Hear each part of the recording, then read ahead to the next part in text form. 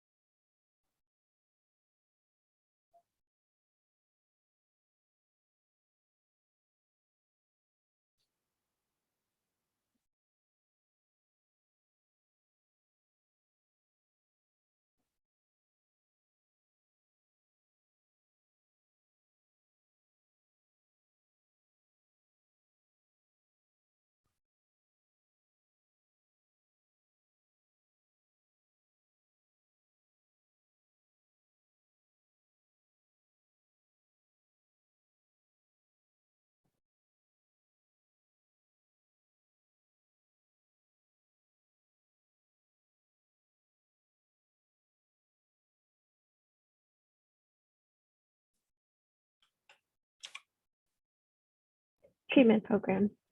A few treatment programs that St. Jude's has are brain tumor treatment, leukemia lymphoma treatment, and blood disorder treatment.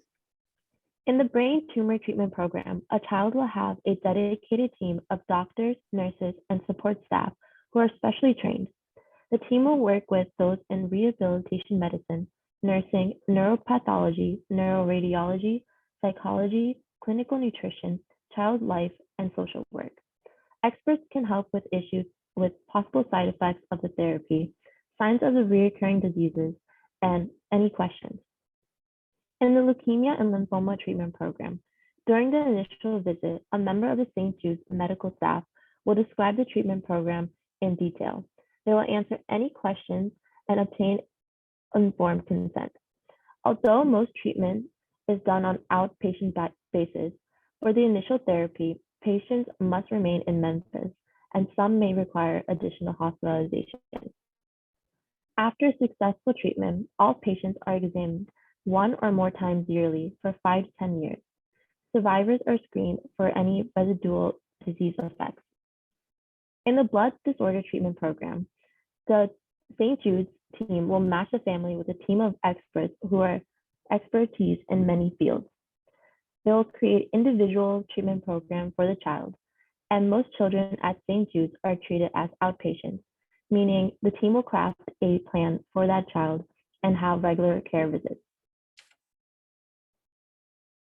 To be accepted for St. Jude's clinical program, a child must be eligible for one of the open clinical trials, and they must meet an additional criteria. They must also be referred by a physician or a qualified medical professional. Requirements for an acceptance to a St. Jude's clinical trial include age range, type and stage of disease, and other medical criteria, including organ function, blood values, and performance scores. It's also important to note that some trials only accept children if they have not begun treatment yet. Now, here are the accomplishments. So like we mentioned before, the overall survival rate for childhood cancer was 20%. For the most common form of childhood cancer, acute lymphoblastic leukemia, it was only 4%. Things have changed a lot since St. Jude's first opened back in 1960, when all these numbers were put out to the community. Now, St. Jude's reports a 94% survival rate for patients with acute lymphoblastic leukemia using therapy that does not include any radiation at all. That's almost a 90% increase. Treatments invented at St. Jude's have helped push the overall childhood cancer survival rate from 20% to more than 80% since it's opened more than 50 years ago. The survival rate for medulloblastoma, a type of brain tumor, is 85% today for average risk.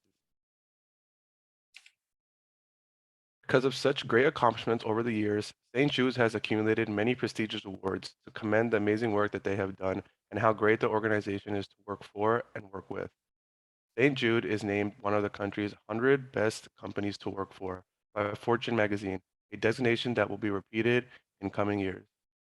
St. Jude is also recognized to be one of the top children's cancer care hospitals in the US, but their biggest accomplishment is yet to come. It is said that 1 in 5 children in the US who are diagnosed with cancer will not survive, and globally, 4 in 5 children with cancer in low and middle income countries will not survive as well. St. Jude's is working very hard to change this so that the survival rate for cancer is as close as it can be to 100%. This is what they strive to accomplish, and with the great progress that they have already seen, we have no doubt in our minds that they will be able to accomplish this insane milestone as well. Now passing over to Zane for housing. When patients are admitted to St. Jude for treatment, they are provided lodging based on their treatment period. For patients and families that are staying for 1 to 7 days, they are assigned to the Tri-Delta place located on campus near the hospital. For midterm, which is 8 to 90 days, patients and families will be staying at the Ronald McDonald House. Finally, for long-term patients who need lodging for more than 90 days, they will be assigned to the Target House. Now, moving forward, patients receiving treatment and staying in St. Jude sponsored housing must have an adult caregiver, regardless of age. Patients receiving treatment can become extremely ill and unable to care for themselves, hence the requirement of having family caregivers. In rare cases, an adult patient can obtain a waiver to the policy if no caregivers are available. Exceptions to this rule also are that for people who are only going to St. Jude's for a checkup and no treatment will be received.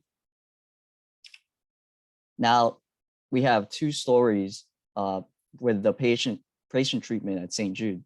The first patient is Gracie. Just a day after she was born, Gracie was diagnosed with acute lymphoblastic leukemia, or ALL. She was immediately admitted to St. Jude and underwent chemotherapy.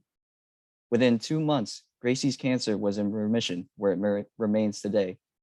Gracie's treatment also includes music, occupational, and physical therapies to ensure her stable growth. The next patient is Abraham. In February 2018, Abraham's right eye temporarily turned inward. Originally, it was believed to be a muscle weakness, which was common at that age. However, after more symptoms such as headaches and nausea arose, a CT scan later revealed that Abraham had medulloblastoma.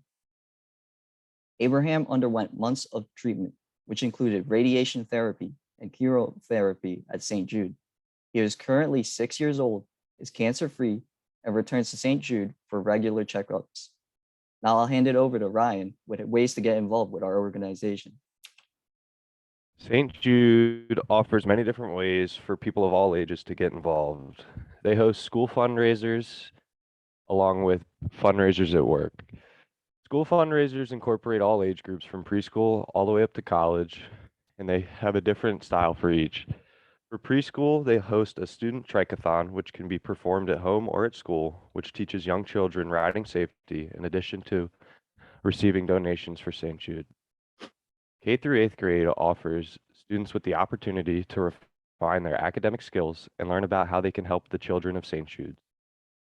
High school fundraisers include the St. Jude Leadership Society. They can team up with St. Jude for a sporting event, or they can create their own fundraiser. College students have the opportunity of Greek Life Giving Back and a No More Cancer Rally, along with the St. Jude Collegiate events, which are coming soon. Sport and fitness fundraisers include a marathon weekend in Memphis, which was held this past weekend, along with Race as a St. Jude Hero. Racing as a St. Jude Hero allows participants to choose from several different races that are hosted around the world. Workplace giving allows for employed people to find time to donate to St. Jude. Workplace fundraisers include virtual bingo, as well as online auctions. Corporations have the opportunity to partner with St. Jude to spread global awareness to not only their employees, but also their customers. St. Jude also offers a payroll deduction donation, which is a recurring donation off of every paycheck you receive, and it can be any dollar amount you desire. Another way to donate is through video game fundraising. Content creators on Twitch or YouTube have the opportunity to use their following to raise money for St. Jude's. If you don't have a lot of money to donate, you have the opportunity to send holiday wishes through a custom holiday card to the child of your choosing. On the next slide, ways to give. This is a more donation-focused part of the website rather than participation like the previously mentioned. You have the opportunity to send a memorial card.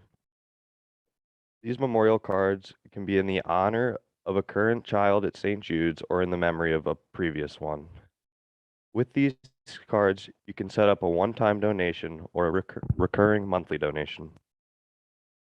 Furthermore, you have the opportunity to set up a memorial fund. The memorial fund is set up in the honor of a current child or the memory of a previous one, and it allows you to create your own web page and create a following and raise money on behalf of St. Jude. Dedicating a brick is another way to donate money. However, the minimum donation for this is $1,000. The brick has a message of your choosing carved into it, and it is placed outside of a St. Jude hospital. To continue on workplace giving, on the website, you can search if your employer matches donations. If so, it is a great way to raise additional money for the St. Jude's Hospital. Other ways to give. Plan giving is a good way to set up recurring donations of any amount that you seem fit. You have the opportunity to set up kids with advised funds, stocks, IRAs, and grants, as well as life insurance and retirement plans, which are gifts that will last a lifetime for these children. You also have the opportunity to donate through a donor advised fund, which is a philanthropic giving vehicle that provides an immediate tax benefit to you and allows you to recommend grants to your favorite charities. St. Jude's website also allows you to donate cryptocurrency. Donating cryptocurrency is a relatively new idea. However, they have already raised over $750,000. When you donate cryptocurrency, your donation has the potential to be worth more money in the future. To sum it all up on why to donate to St. Jude's, I have a few bullet points. The majority of funding comes from individual donations. St. Jude Children's Research Hospital is a nonprofit. Deciding to make scheduled donation ensures that doctors will have funding to save children's lives. One of the most important, I find, is that families never receive a bill thanks to the generosity of St. Jude's donors. And finally, giving the children an opportunity to experience a long life is a good reason for me on why to donate. Thank you for listening to our presentation.